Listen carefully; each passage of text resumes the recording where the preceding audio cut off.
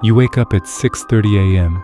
Before the alarm even rings, your body already knows. It's been doing this for the last 3,172 days. Same ceiling, same routine, same rush. And if you really think about it, it's only got almost 8,000 working days left. And that is if you're lucky enough to retire at 67. We work in a system where you give your most energetic, creative, physically capable years in exchange for the hope that one day, when your energy is lower, you'll finally be free. Somewhere deep down, a quiet voice asks, is this really the plan? You tell yourself you're responsible, stable, practical. You have a salary, benefits, predictability.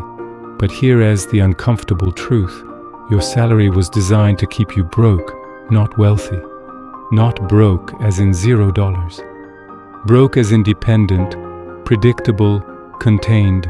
No matter how many raises you get, the system adjusts around you. Lifestyle inflation, debt structures, golden handcuffs, paycheck to paycheck psychology. Your expenses are engineered to permanently chase your income. And the gap between what you earn and what you own, it stays small on purpose. First, the illusion of job security. You were taught that stability equals safety. But job security often creates psychological comfort that replaces strategic thinking. When you depend on one employer for income, your financial future is partially controlled by external decisions. Your manager can change. Corporate strategy can shift. Markets can collapse. Technology can replace roles. You are working hard, but your financial upside is limited by a structure you don't control. Even salary growth is often slower than economic forces. A 3% raise feels like improvement, but if inflation is 4% or higher, your real purchasing power declines. You may feel progress because numbers are increasing, but real wealth is not about nominal income. It is about how much purchasing power and ownership you accumulate. Many people mistake job stability for financial security, but stability inside a dependent system is not the same as freedom. Second, the psychology that keeps you loyal. Employment systems are not built only on transactions. They are built on identity reinforcement. You hear messages like, "We are a family. You are important here. We appreciate your contribution." These messages are not necessarily manipulation, but they are powerful psychological anchors. Promotion systems also work slowly by design. Small recognition rewards are given, not enough to create independence, just enough to maintain motivation. Human brains prefer familiarity. Even if the environment is limiting, the brain interprets uncertainty as danger. So many people remain in jobs they dislike because leaving feels emotionally risky. Not necessarily financially impossible, emotionally risky. But long-term dependence grows when comfort is prioritized over strategic freedom. Third, trading time for money is the slowest path to wealth. You have only 24 hours each day. Your salary is directly proportional to time spent working. Even if your hourly rate increases, biological time cannot be expanded. You cannot work 60 hours per day. Wealth, in contrast, is not primarily about effort. It is about leverage. Employees trade time. Owners build systems. Investors own productive capital. Business builders create structures that generate income beyond their personal labor. The fundamental difference is scalability. Time-based income is linear. Ownership-based income is exponential. If you want financial independence, you must eventually shift from labor dependence to leverage dependence. Fourth, lifestyle creep is silent and dangerous. This is one of the most powerful traps because it feels reasonable. You work harder.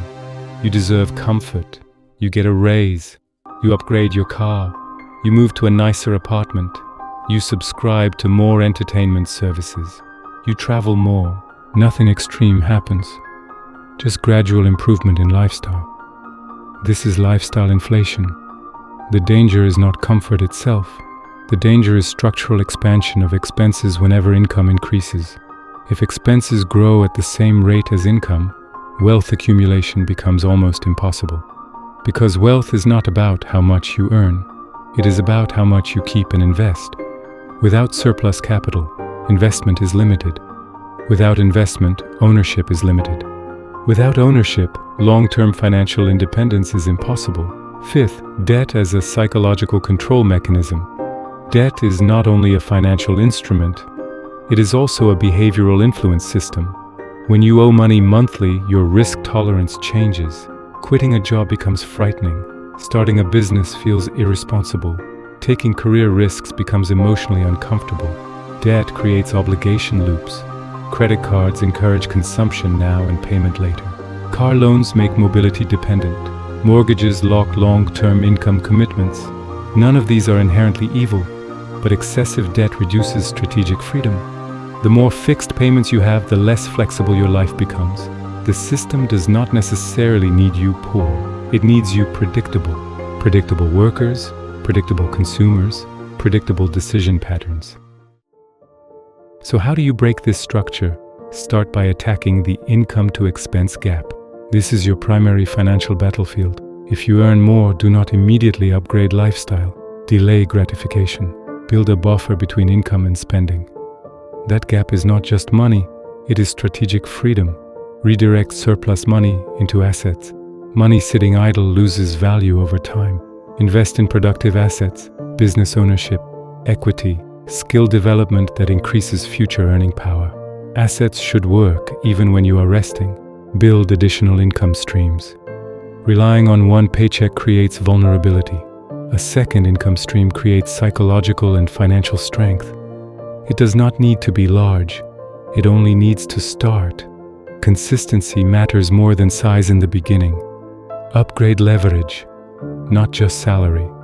Instead of asking only how to earn more per hour, ask how to earn without trading more hours.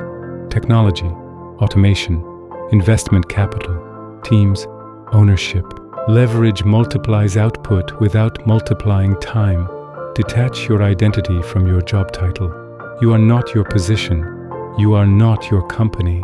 Your value is not defined by a performance review. When identity becomes tied to employment, financial decisions become emotionally controlled. Freedom requires separating self-worth from workplace status. You have already given 3,872 days.